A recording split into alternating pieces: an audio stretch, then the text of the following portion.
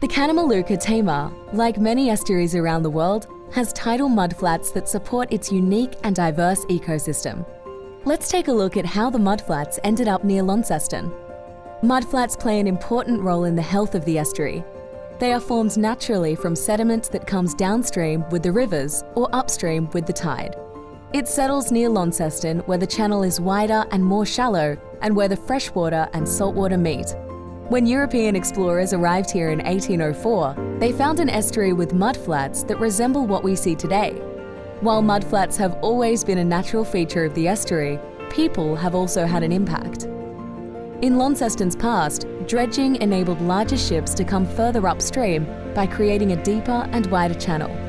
The sediment from dredging was then used to fill in the wetlands in the northeast, creating the suburb of Invermay. This activity restricted the incoming tide and caused more sediment to settle in the estuary. Trevelyan Dam was built not long before dredging stopped, so it's easy to assume that the dam caused sediment to increase. But really, the end of dredging meant the mudflats returned to a more natural state. Since the dam was built, there are fewer small flow events through the gorge, but small flows have never played much of a role in moving sediment. It's the occasional medium and large flow events that move sediment out of the estuary. The estuary also gets some water that would normally go to Hobart. It flows from Great Lake through Powatina Power Station and into the South Esk. This extra water helps reduce sediment in the estuary.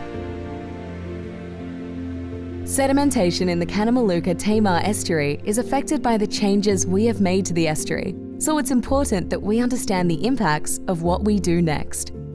To have a healthy balance of sediment, we can all play our part in taking care of the kanamaluka Tamar estuary and sustain it for future generations.